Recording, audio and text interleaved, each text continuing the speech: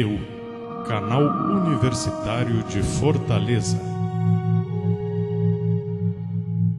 Você acha que a reforma política é aprovada ou não esse ano? Quais são os pontos mais polêmicos das propostas dos senadores e deputados federais? Qual a influência dessa reforma no processo de amadurecimento da democracia? E as obras da Copa de 2014 que estão atrasadas? O que fazer ainda para erradicar a fome e a miséria no Ceará? Estas e outras questões nós vamos debater hoje com o deputado federal Raimundo Gomes de Matos, presidente do PSDB e que está no seu 5º mandato. Está começando o programa Boas Práticas de Gestão.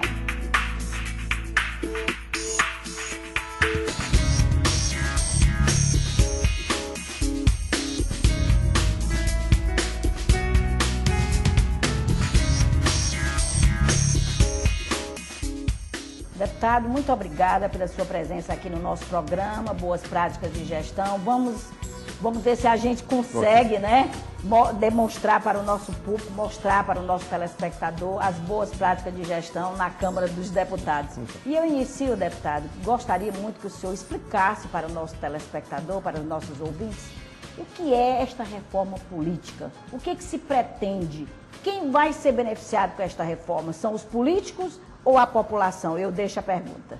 Inicialmente, nós queremos parabenizar pela sua ideia, de junto aqui com todos que fazem essa faculdade, de abrir esse espaço para que, através do debate de boas práticas de gestões, se venham aqui homens e mulheres apresentar as propostas, debater realmente tudo que é necessário para o nosso país, para o nosso estado do Ceará e para os municípios. E uma boa gestão passa, evidentemente, pelas boas práticas de gestão. Quer dizer, o título é bastante sugestivo, até porque cada vez mais nós precisamos aprimorar as políticas públicas nesse sentido. Se existe o aspecto democrático e político, é justamente para servir a população. E há um cenário hoje, em termos de Brasil, e também uma certa cobrança da população, até para que a população possa entender realmente o formato do processo democrático brasileiro a partir dos partidos políticos, e nós temos a chamada reforma política. O que será essa reforma política? O que é que se pode esperar dessa reforma política? Vai ter ganho? Vai piorar o quadro? Né? Porque você vê, o Tiririca foi eleito, né? Com um slogan realmente até um pouco engraçado, né? Quer dizer, vote em mim que lá eu vou saber o que é que nós vamos fazer, né? Quer dizer, piorar não vai piorar. Então a reforma política, primeiro, é para fortalecer os partidos políticos. Que é o que acontece hoje? Hoje, se o cidadão quer ser candidato, ele precisa se filiar a um partido. E hoje não há, né, dentro do estatuto partidário, nenhum debate na sua formação, naquele estatuto, naquelas diretrizes do partido. E você procura aquele partido mais fácil de ser eleito. Eu vou ser candidato a vereador. Qual o partido mais fácil para me ser eleito? PSDB, PHS, PDT, PT. Então você procura aquele partido mais fácil. E isso descaracteriza o processo político. Então a reforma política é para nós tentarmos normatizar todo o processo eleitoral, a fim de que também, após essa normatização seja feita, não fiquem as pendências no Supremo. Por exemplo, a questão da ficha limpa, que é de fundamental importância, que a população cobrou mais de 1.600.000 assinaturas. O Supremo, constitucionalmente, julgou de que não era para ser aplicado nessas eleições. Por quê? Porque o Congresso Nacional retardou na sua aprovação. Então, a reforma política ela tem que acontecer constitucionalmente um ano antes das eleições. Se nós temos eleição em 2012, em outubro, nós temos que forçosamente tudo que for normatizado está publicado no Diário Oficial, sancionado pelo presidente da República, aprovado pelo Congresso. O Congresso é o quê? Os 513 deputados e os 81 senadores, que é o Congresso Nacional, as duas casas juntas. Então, nós precisamos estar tudo pronto até setembro. Então, o debate é para que nós possamos, nos vários itens que faz parte do processo político eleitoral, nós normatizarmos. É o financiamento da campanha, é o voto, é facultativo, é obrigatório, quer dizer, é a questão se o voto vai ser, a apuração dos votos é no aspecto proporcional, é no voto distrital, é a questão do financiamento público de campanha, Então, isso tudo faz parte de um bojo de cerca de 16 itens que compõem a reforma política. Os partidos precisam tomar seus posicionamentos, os 513 deputados federais também, os 81 senadores. Eu acho que começou errado. Por que começou errado? Porque se existe a Câmara e o Senado, que é o Congresso Nacional, os dois juntos... Não precisaria de duas comissões. Pronto. Então, existe o Senado debatendo e existe a Câmara debatendo. O que o Senado aprovar, vem para os deputados. E o que os deputados aprovarem, vai lá para o Senado. Volta para o Senado. Então, vai correr um risco de chegarmos em setembro e não termos um consenso, né, que precisa ter para ser aprovado. Por exemplo, o Senado praticamente já votou todos os seus itens. Aprovou determinadas propostas que, com certeza, não passa na Câmara Federal. Quais são elas, por exemplo? Exemplo, voto em lista. O que é em voto em lista? Você, telespectador... Voto em lista. É, em lista. Você, telespectador, vai chegar no processo eleitoral e lá no computador vai ter a lista do PSDB. Então, tem vários nomes dos candidatos do PSDB, vamos supor, nas eleições de 2012, a vereador. Aí você vai ver a lista do PT, aí você vai ver a lista do PCdoB, você vai ver a lista do PHS. Então, você não vota no parlamentar, você vota naquela lista, naquele conjunto que compõe aquela lista. Que foi elaborado pelo partido. Agora, o que ocorre? Eu sou candidato, pré-candidato. Como é que eu vou entrar na lista? A lista são quantas vagas? 22, então tem que ter 22 nomes. Eu sou o primeiro da lista, o segundo, o terceiro, o quarto. Quais são os critérios? Se eu votar na lista, todos da lista vão eleitos? Não. Vai eleito, né? Dependendo da quantidade de votos que essa lista tem, vai eleito o primeiro da lista. Agora, aí vem sua pergunta. Eu vou ser o primeiro, o segundo, o terceiro, o quarto ou o quinto? Qual o critério?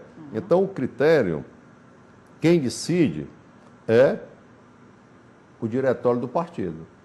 Entre aspas, são os donos dos partidos. É um perigo muito grande para a democracia. Então, é um perigo muito grande. Certeza. Então, o que o Senado aprovou, com certeza, a Câmara Federal não vai referendar. Vai votar contra. Aí, esse item volta de novo para o Senado.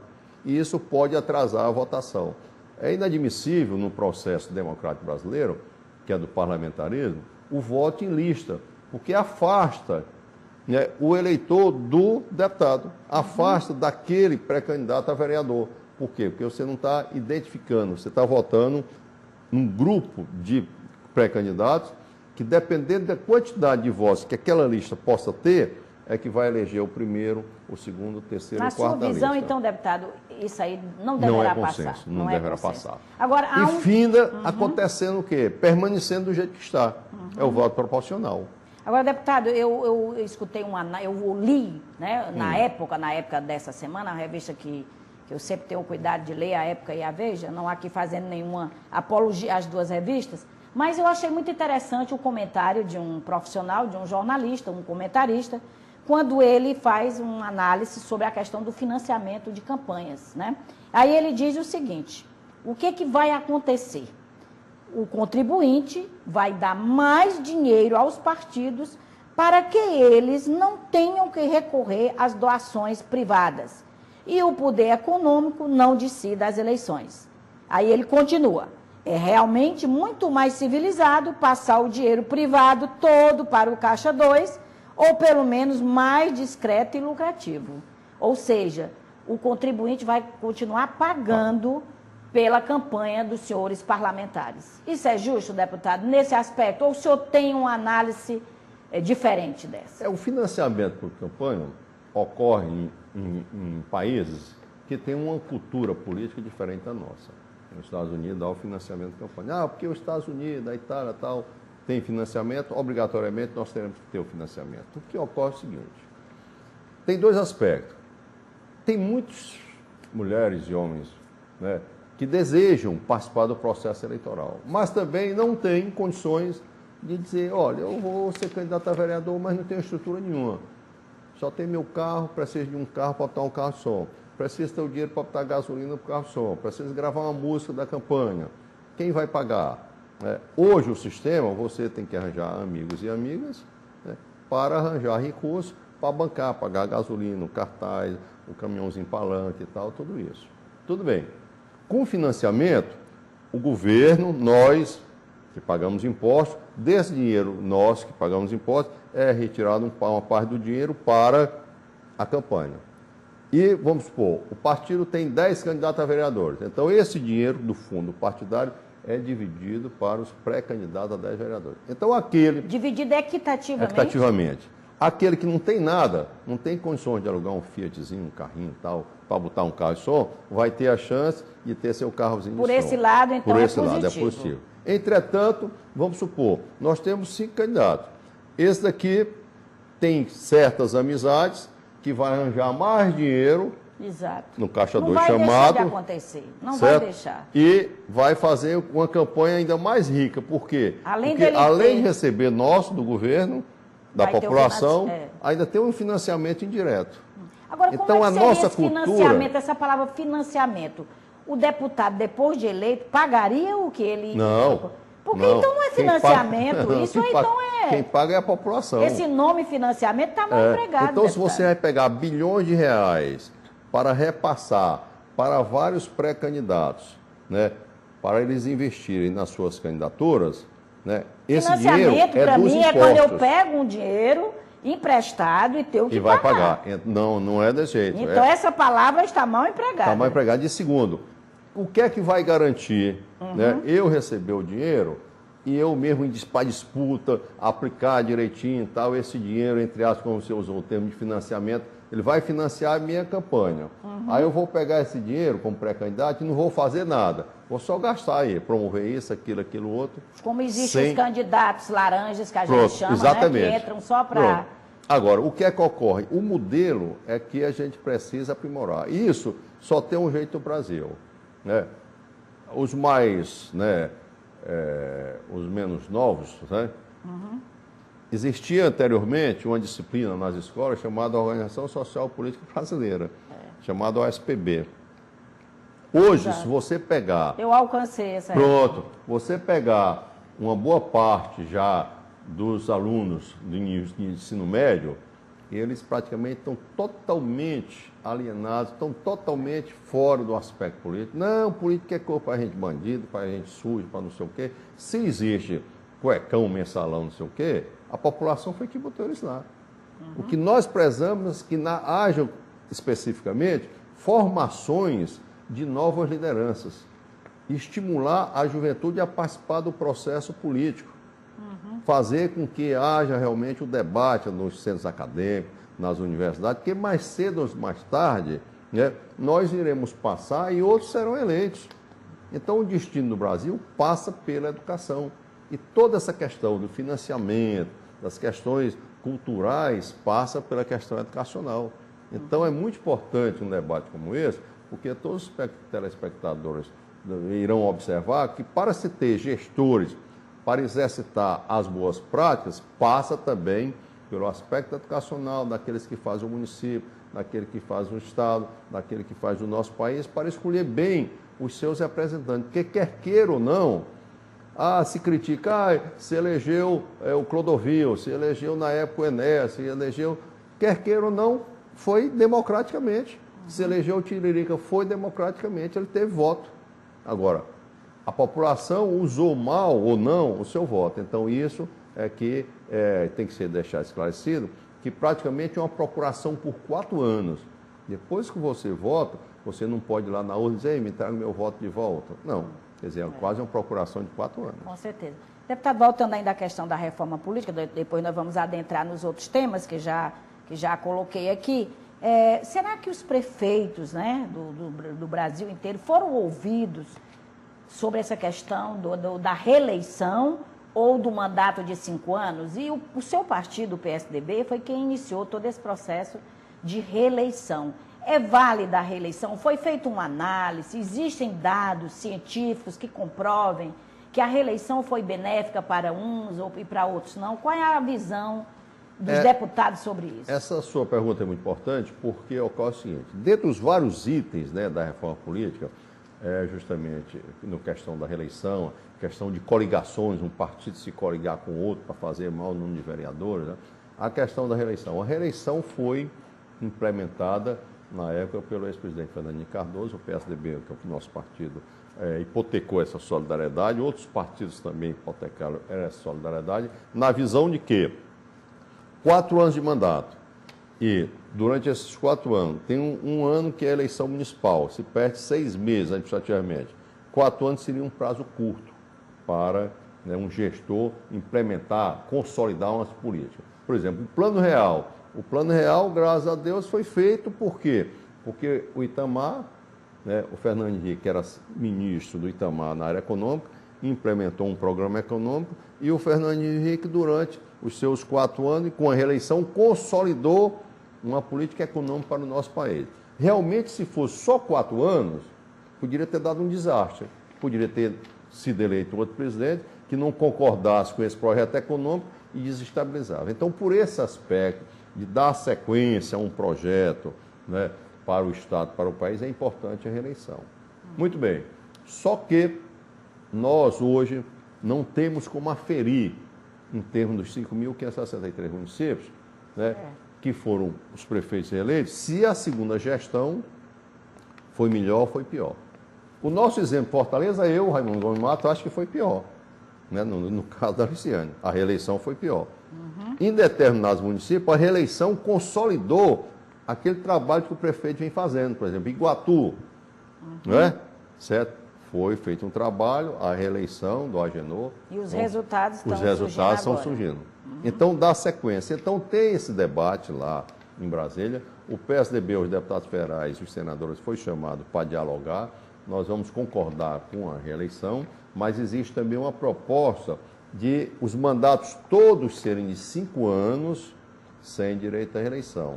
Porque com 5 anos dá perfeitamente para você implementar um projeto, iniciar um projeto social, implementar um projeto educacional e aferir o resultado. Agora, hoje nós não temos nenhuma análise se as reeleições foram benéficas, né, trouxe benefícios para a população, ou se foram, né, prejudiciais no aspecto socioeconômico para o nosso país. O fato também é que com a reeleição, há pouco tempo, o nosso ex-deputado federal, Adolfo Marinho, estava dialogando aqui conosco no estúdio, né, ele disse que com esse Instituto da Reeleição, generalizou reeleição para tudo, para associação, para sindicato, para reitor, tudo. Universidade. Quer dizer, então isso criou uma cultura da reeleição no Brasil. Exato, e ninguém consegue, aí não tem nenhuma pesquisa, estudos, até porque foi recente a reeleição, né?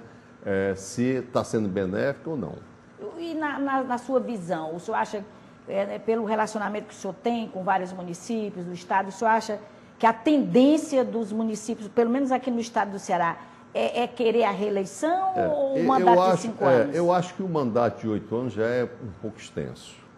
Existe, inclusive, uma proposta de 6, como é no Chile. Já aconteceu aqui, inclusive, no Brasil. Quando eu fui vice-prefeito pela primeira vez, em Maranguape, em 82, foi quando eu iniciei minha carreira política, em 82, né? O nosso mandato, o Pedro Câmara era prefeito, e nós tínhamos mandato de vice-prefeito, né? Que realmente foi de 6 anos, que naquela visão era para ter realmente um desencontro das eleições, certo? Que foi aquele mandato de 6 anos. Eu acho que, no máximo 6 anos. Mais de 6 anos, já há uma certa conformidade, há uma falta de ânimo, de ímpeto, né? Certo? Realmente, 4 anos eu considero curto. O ideal seria 5. Nós vamos para um pequeno intervalo e voltamos já já.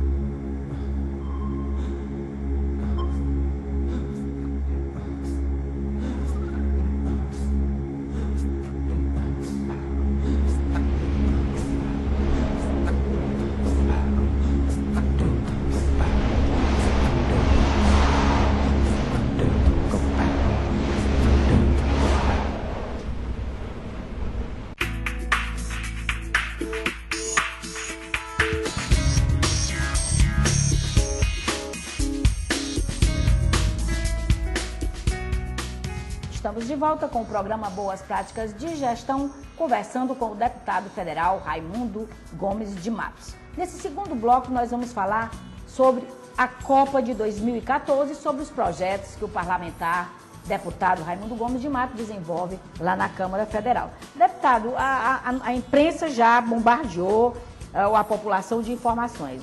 Não teremos, cerca de 13 estádios estão sob a égide de não estarem prontos, né, na época prevista pela FIFA. Já esteve aqui no Ceará, inclusive, e outros estados, uma comissão e detectou. Como será? Vamos perder a Copa de 2014? Que coisa! Olha, eu acho o seguinte, o governo federal, né, no seu planejamento, era para já ter definido toda essa pré-coordenação da Copa no momento em que foi consolidado, oficializada a Copa para o Brasil. Às vezes o brasileiro deixa tudo para a última hora. E os organismos internacionais não estão acostumados com essa história de deixar tudo para a última hora. Quer dizer, eles querem ver um calendário, um compromisso assinado pelo ex-presidente Lula, hipotecado pelos governadores, eles querem ver o calendário do desdobramento das obras. E aqui em Fortaleza, não é ser negativista, há um risco. Por quê? Porque a Prefeitura Municipal de Fortaleza tem 18 inadimplências com a União. Significa dizer o quê? Existem 18 convênios que a Prefeitura não prestou conta e não colocou o dinheiro das contrapartidas. Há um atraso em várias obras. Há pouco tempo que passei aqui perto, a obra do Hospital da Mulher, há vários anos essa obra não conclui-se. A questão do metrô, do Metrofó, é outra obra estruturante que há anos está rolando, toda essa dificuldade. E a FIFA quer resultado.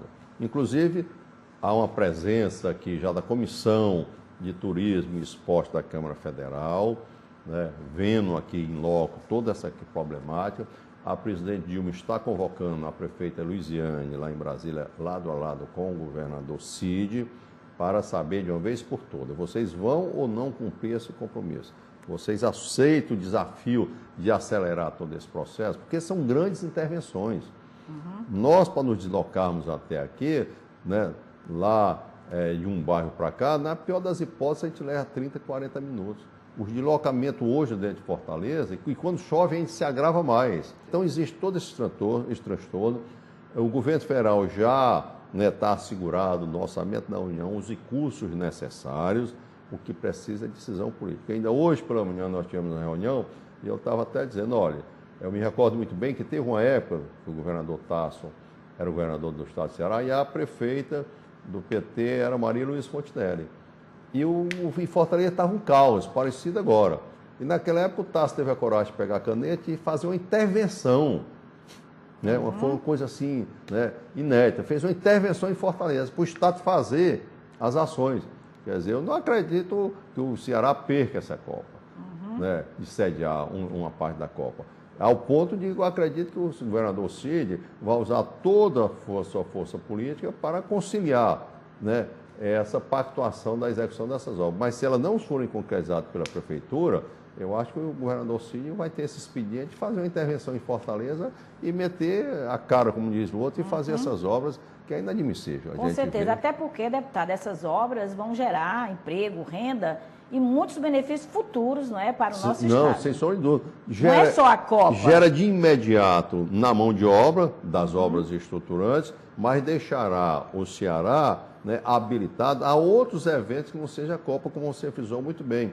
O centro de convenções, o centro de feiras, todo aquele aparato ali, nós precisamos, o governador Cid concluindo, como está concluindo aquela obra, nós precisamos ter todos os acessos, as vias de acesso, que será também um grande investimento no aspecto turístico aqui no estado do Ceará. É triste a gente recebe lá em Brasília o Diário Nordeste, aí vem lá, quando abre a manchete está lá, Ceará campeão em dengue. O turista que quer vir para a Semana Santa aqui, o turista que quer vir passar as férias aqui, quando vê, fica até receoso. Aliás, eu ia passar a Semana Santa na minha cidade e já não vou mais porque soube que a cidade está infestada. Pronto, então, quer dizer, ainda está praticamente uma epidemia. E isso atrapalha, em termos de economia para o estado do Ceará. A gente vê nosso estado, das nossas BR. Todo dia tem acidente.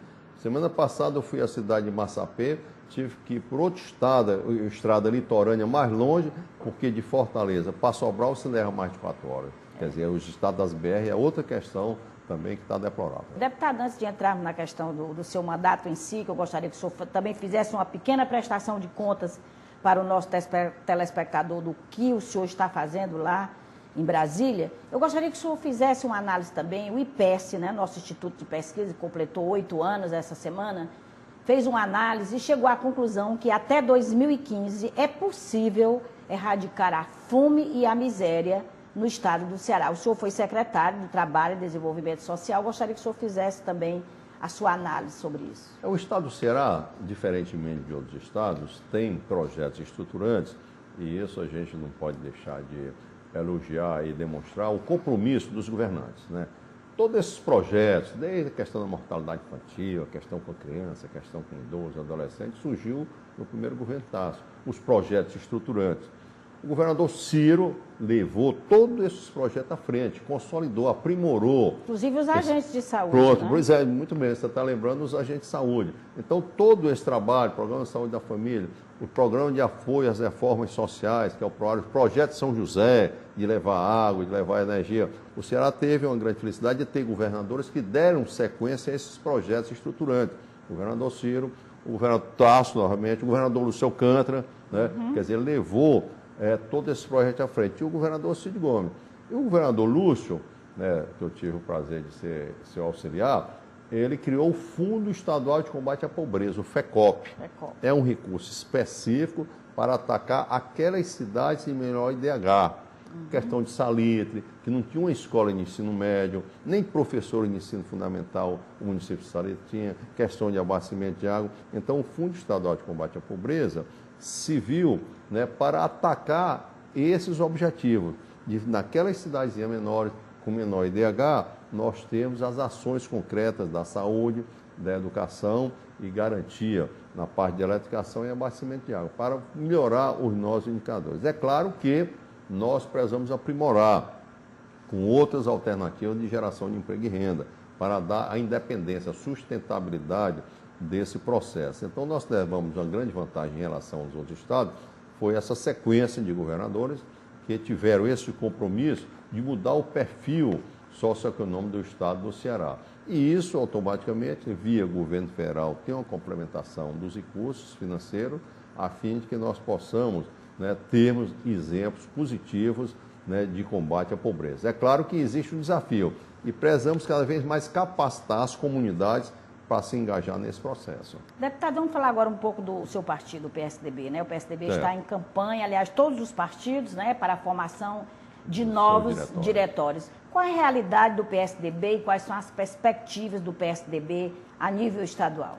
Após as eleições passadas, né, do ano passado, nós achávamos que ia ter grandes deflexões, né, falta de estímulos na liderança, de participar de um processo político. O PSDB hoje é uma grande força nacional, administra mais 40% do PIB nacional. Tem 8 governadores, governador de Minas Gerais, governador de Tocantins, governador de Goiás, governador de Pará, né, governador de São Paulo. Então, o PIB brasileiro é coordenado, administrado pelo PSDB. Então, existe uma força política nacional. Existem 2 Brasis, é onde eu faço essa comparação. Esse Sul, Sudeste, Centro-Oeste, que compreendeu o modelo administrativo do PSDB no aspecto desenvolvimentista, no aspecto da ética da utilização do recurso público, e, né, os estados do Nordeste, que a maioria não foram favoráveis à proposta do PSDB, deram apoio realmente esmagador ao presidente Dilma. Então, o PSDB, a nível nacional, está fazendo uma remontagem de todos os seus diretórios a partir dos diretórios municipais. Por quê? Porque todo partido vive da expectativa de poder. E para você ter expectativa de poder, você precisa ganhar as eleições. Para se chegar com proposta em 2014, nós temos que chegar em 2012, claro. E a proposta de 2012 é nós fortalecermos os diretórios municipais, né, os diretórios na capital, aqui em Fortaleza, para termos candidaturas próprias. E isso nós, inclusive, que acharmos que ia ter deflexões, praticamente não houve deflexões, em termos de prefeitos, em termos de pré-candidatos a vereadores, tanto é que nós tivemos na convenção, né, nos municípios cearenses, e mais de 70 municípios cearenses ficou consolidado, né, a estrutura municipal do PSDB. Alguns deles nós tivemos que conversar com várias lideranças para oficializar a presidência do partido. Então existe toda essa formatação.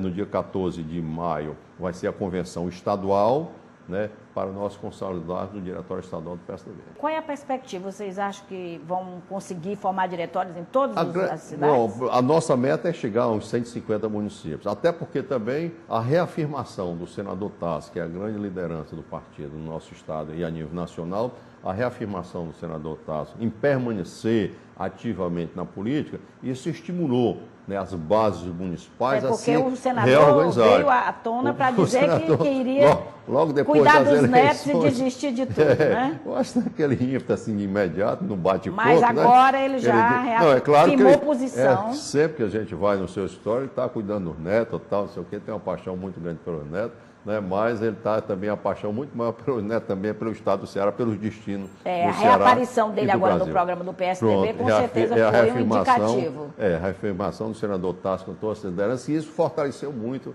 ao nosso estado. Ok. Deputado, o deputado Marcos Carlos vai ser ungido o presidente, né, do partido. Missão, ele já afirmou que um dos compromissos dos diretórios é que, pelo menos, compartilhar as eleições, né, proporcionais. Exatamente. Isso é uma exigência, então, na formação do... Não é propriamente uma exigência. O deputado Marcos Carlos tem todo assim, um conhecimento geopolítico do estado de Ceará. Nós vamos ter um presidente do diretório que vai percorrer os municípios, ele gosta de ir para o interior também. Então, a nossa proposta e o nosso compromisso com os que fizeram os diretórios municipais é que nós possamos ter o maior número de candidatos a vereadores. Até porque o Senado já aprovou e a Câmara aprovou e deverá aprovar não ter coligação em termos de partido político. Então, os pré-candidatos a vereadores do PSDB terão que marchar sozinhos. É esse que nós precisamos fortalecer nos nossos diretórios. Agora, deputado, só para finalizar, que já estamos encerrando quase meia hora já de conversa, é rápido, né? Precisamos de mais tempo para conversar mais. Um pouco sobre o seu trabalho lá na Câmara dos Deputados. Eu gostaria durante esse período, nós lutamos não só pela questão da assistência social, a consolidação da saúde, a consolidação da assistência social, né? Conseguimos aprovar uma emenda à Constituição. É muito difícil se aprovar uma emenda à Constituição. Nós fomos autor de uma proposta de emenda constitucional que foi aprovada no Senado e na Câmara Federal ano passado, que é de estabelecer um plano de carreira para os agentes de saúde e os agentes de endemia. Nós temos outros projetos lá em Brasília em andamento em várias comissões, tanto na área do Sistema Único de Assistência Social, que é o SUAS, no própria regulamentação da emenda constitucional 29 da saúde. Então, e nós estamos agora trabalhando, foi designado para trabalhar na área da agricultura, e nós temos um grande desafio de transformar o Nordeste em um grande produtor na área de agricultura, né, para que, através do agronegócio, nós possamos gerar emprego e renda. Aliás, deputada, há um ressentimento muito grande, principalmente da Federação da Agricultura, de que nós não temos um representante em Brasília a nível do agronegócio. O senhor vai ser esse nosso representante? Estou aprendendo, tanto é que estou tendo os ensinamentos dele para poder, do Torre de Melo, para poder a gente dar conta do recado. Dar conta do recado, porque realmente há uma lacuna, assim, esse buraco muito grande, não se nota o interesse dos parlamentares federais sobre o agronegócio. Nós tivemos bons parlamentares, o ex-deputado Luiz Girão, o deputado Roberto Pessoa, tinha toda essa vinculação. O Luiz Girão reclama muito. Todas as vezes que nós vamos ao Agropacto, ele reclama.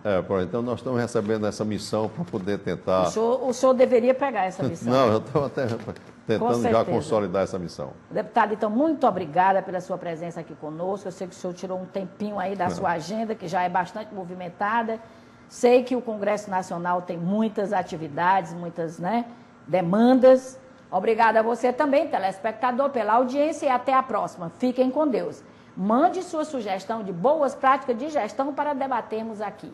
E assista aos melhores momentos pelo nosso site www.cearaimunicipios.com.br.